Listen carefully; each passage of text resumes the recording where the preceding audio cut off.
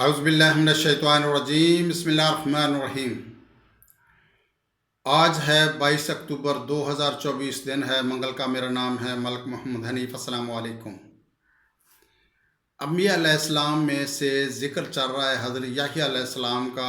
آج ہم ذکر کریں گے حضرت یحییٰ علیہ السلام کی جان نشینی کا، کہ انہوں نے اپنے بعد کس کو جان نشین بنایا، اور ان کی شہادت کی بات کریں گے، اور شہادت کی وجہ کی بات کریں گے کہ شہادت کیسے ہوئی، کیوں ہوئی۔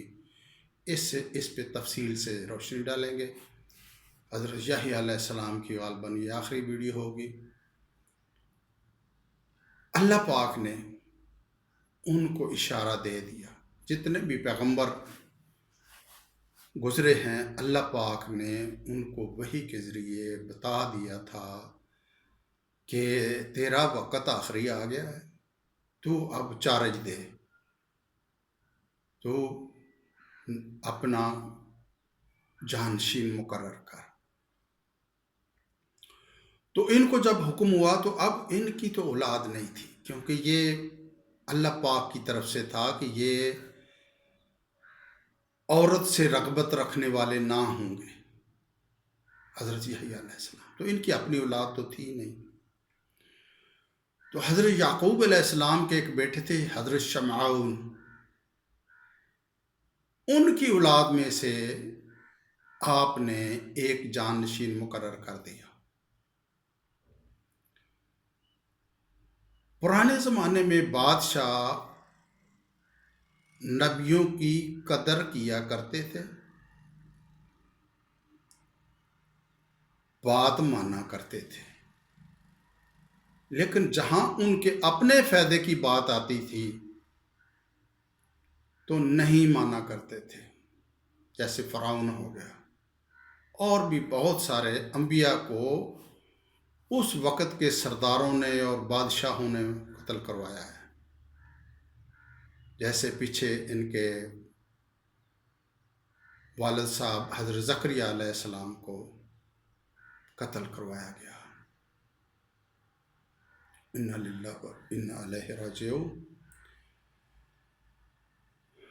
ایک بادشاہ تھا اس وقت بنی اسرائیل کا، اس کا نام تھا ہیرودوس۔ اس نے اپنے بھائی کی بیگم سے، بھائی فیلوس تھا، بھائی کا نام فیلکوس تھا، بادشاہ ہیرودوس تھا، اس کے بھائی کا نام فیلکوس تھا، اس کی بیگم سے شادی کر لی۔ کوئی وجہ بن گئی، چنگی لگ گئی، بادشاہوں کے اپنے شغل ہوتے ہیں، یا بھائی مر گیا، کوئی بھی وجہ ہو سکتی ہے۔ تو اس کی بیگم، فیلکوس کی بیگم سے اس نے شادی کر لی۔ اس کا نام تھا اہیرا دوابا، اہیر دوابا۔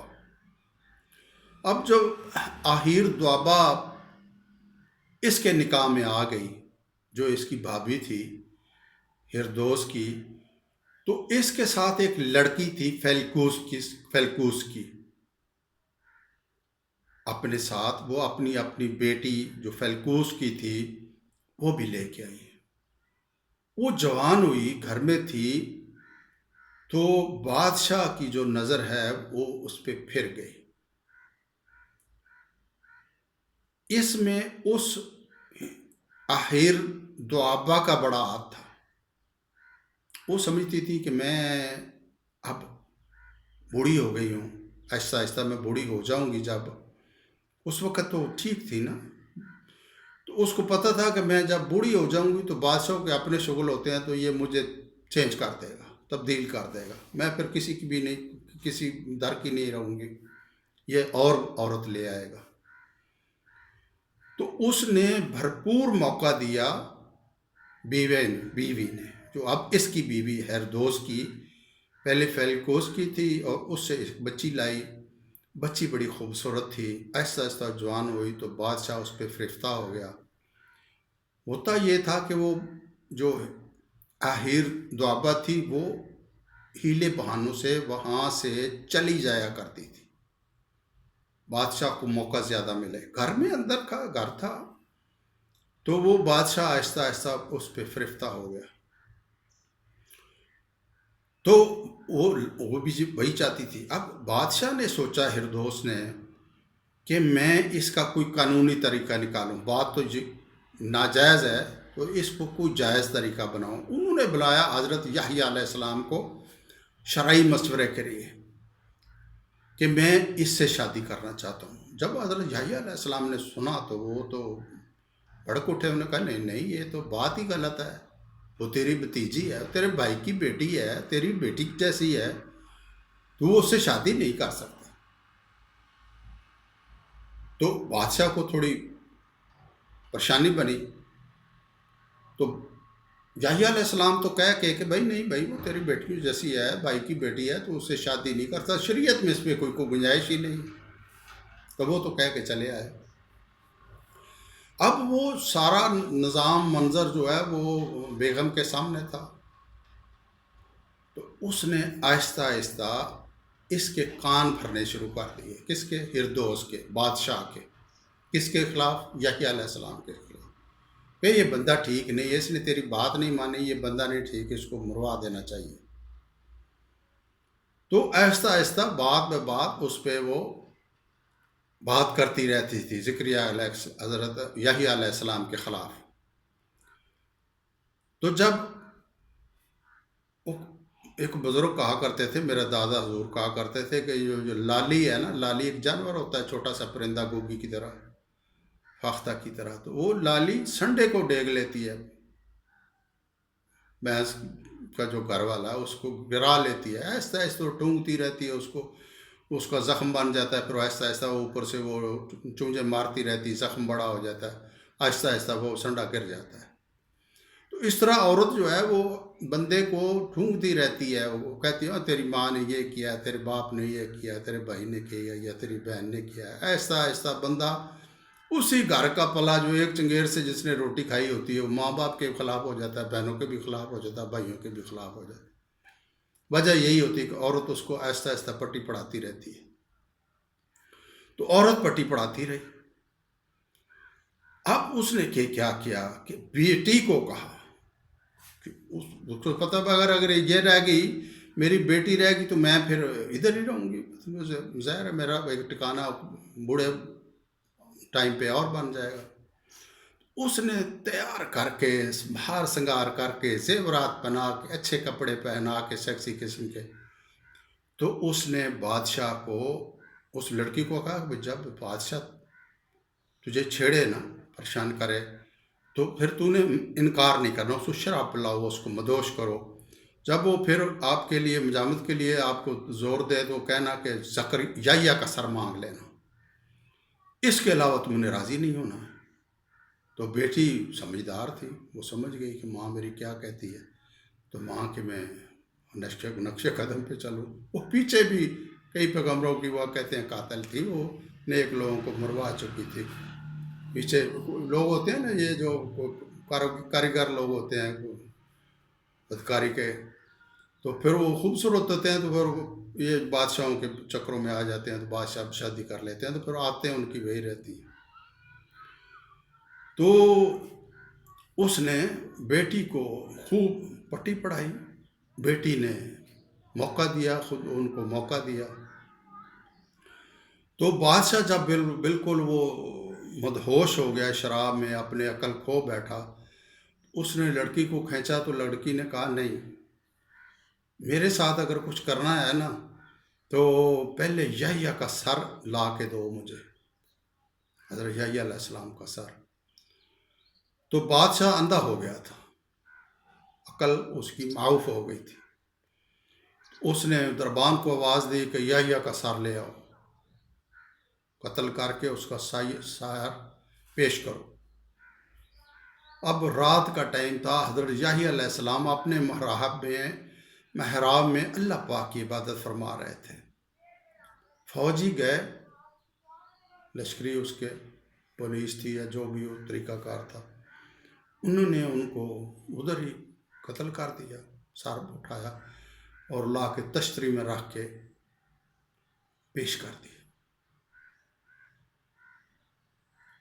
حضرت یحییٰ علیہ السلام کہ سر مبارک سے آواز آ رہی تھی اور لگاتار آ رہی تھی کہ یہ لڑکی تیرے لیے حرام ہے، یہ لڑکی تیرے لیے حرام ہے، اور سر سے خون جاری اتنا ہو گیا کہ وہ اس کمرے سے خون باہر بہنے لگا، اور آہستہ آہستہ وہ خون گلیوں میں آ گیا اور گلیاں تر ہو گئیں، اور بہت عرصے تک ان کے سر سے خون جاری رہا، اور بہت دنوں تک اس میں سے آواز آتی رہی، یہ لڑکی تجھ پہ حرام ہے، تو نے بھائی کی بیٹی تو شادی نہیں کر سکتی، یہ لڑکی تجھ پہ حرام ہے، یہ حلال نہیں ہو سکتی میرے قتل سے بھی۔ تو اللہ پاک نے 2 دفعہ بنی اسرائیل پہ ظالم حکمران مسلط کیے تھے۔ ان میں سے پہلی بار بخت نصر کو مسلط کیا تھا ان پہ، بنی اسرائیل پہ۔ اس نے بیت المقدس کو تہس نہس کر دیا تھا، 1700 کشتی سونے چاندی ہیرے جواہرات کی لاد کے لے گیا تھا۔ اور اب اس وقت اس کا قرآن پاک میں بھی ذکر ہے، میں اوپر سے دیکھ کے پڑھتا ہوں، اگر تم نے بھلائی کی تو اپنی جانوں کے لیے بھلائی کی، اور اگر برائی کی تو انہیں کے لیے۔ اور پھر جب آخری بار کا وعدہ آیا، پہلا وعدہ تھا بخت نصر والا، تو ہم نے اپنے بندے تم پر بھیجے تاکہ وہ تمہارے چہرے بگاڑ دیں، اور تاکہ وہ مسجد میں داخل ہوں جیسے وہ پہلی بار داخل ہوئے تھے مسجد بیت المقدس میں، اور تاکہ جس چیز پر غلبہ پائیں اسے برباد کر دیں، بری طرح برباد کرنا۔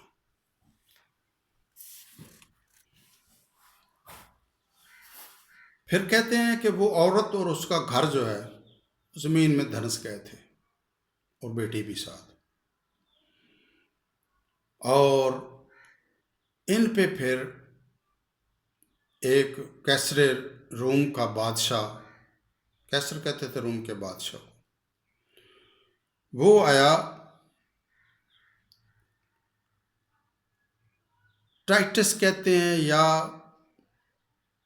تیتوس کہتے ہیں، وہ انگریزی میں ٹائٹس ہو گیا، تیتوس اردو میں ہو گیا۔ وہ آیا، اس نے پھر بنی اسرائیل کی بہت تباہی پھیری۔ کوئی کہتے ہیں 70,000 بندہ مار گیا وہ، اور کچھ کہتے ہیں کہ 11 لاکھ اسرائیلی اس نے مار دی، ہلاک کر دیے، بیت المقدس کو پھر گرا دیا، تہس نہس کر دیا، اور بھی ان کے بہت عبادت خانے اس نے گرائے، ٹیٹوس نے۔ وہ انگریز تھا، مطلب وہ بادشاہ کو ظالم تھا، بہرحال حکم اللہ کا تھا، کیونکہ انہوں نے پیغمبر کو ناحق قتل کیا تھا۔ کہتے ہیں جی حضرت یحییٰ علیہ السلام 6 ماہ اور کچھ دنوں کے پیدا ہوئے، اسی طرح حضرت امام حسین علیہ السلام بھی ہے، تو کچھ مورخین کہتے ہیں، اور کچھ کہتے ہیں جی ان کا سر بھی بولتا تھا تو وہ بھی قتل، ان کا سر بھی اتارا گیا تو ان کا بھی سر اتارا گیا۔ حضرت امام حسین علیہ السلام کا سر بولتا اور ان کا بھی سر بولتا تھا، تو ان کے خون سے بھی دریا، وہ اس کے سر سے بھی خون بہتا تھا، اور حضرت امام حسین علیہ السلام کے سر سے بھی خون بہتا تھا۔ شریعت کے لیے دونوں کو قتل کیا گیا، شہید کیا گیا۔ ساری مخلوق روئی اور اب بھی رو رہی ہے۔ یہ بہت بڑے تاریخ کے اندھیر ہیں، اس پہ کوئی چیز کور نہیں ہو سکتی۔ اپنی دعاؤں میں یاد رکھیے گا، یہ ظلم ہے ایک نبی کی اولاد کو شریعت کے لیے، اسی کی شریعت کے لیے، اسی کی امت نے، امت کے ایک گروہ نے شریعت کے نام پہ قتل کر دیا۔ اپنی دعا میں یاد رکھیے گا۔ اللہ حافظ۔